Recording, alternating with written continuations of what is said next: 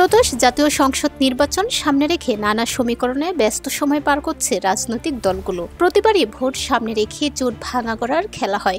এরই মাঝে গুঞ্জন শোনা যাচ্ছে একীভূত হতে যাচ্ছে তরুণদের নেতৃত্বাধীন দুই রাজনৈতিক দল, জাতীয় নাগরিক পার্টি ও গণ অধিকার পরিষদ। জীবন অবাক না করলে কে করবে? 28% মিল্ক ফ্যাটের অবাক করার সাথে ফ্রেশ মিল্ক পাউডার। জীবন অবাক করুক প্রতিদিন।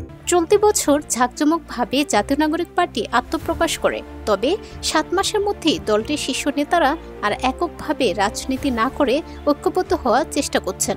এ লক্ষ্যে এনসিপি ও গণ অধিকার পরিষদের মধ্যে ইতিমধ্যে আলোচনা শুরু হয়েছে। এ অবস্থায় দলটির নাম পরিবর্তন হবে কিনা তা নিয়ে প্রশ্ন দেখা দিয়েছে।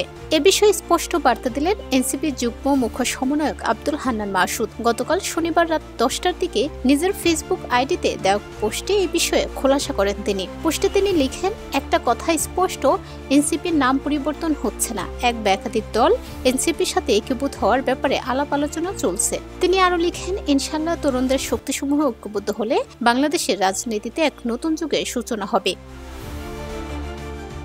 উল্লেখ্য, আগামী জাতীয় সংসদ নির্বাচনকে সামনে রেখে জাতীয় নাগরিক পার্টি ও গণ অধিকার পরিষদের একীভূত হওয়ার চেষ্টা চলছে বলে গণমাধ্যমকে জানিয়েছেন দল দুটির বেশ কয়েকজন নেতা। এক্ষেত্রে তাদের মধ্যে একটি জোট গঠন হতে পারে, আবার দুই দল মিলে একটি তো রূপান্তর হওয়ারও সম্ভাবনা রয়েছে। দুটি বিষয়কে সামনে রেখেই চলছে আলোচনা।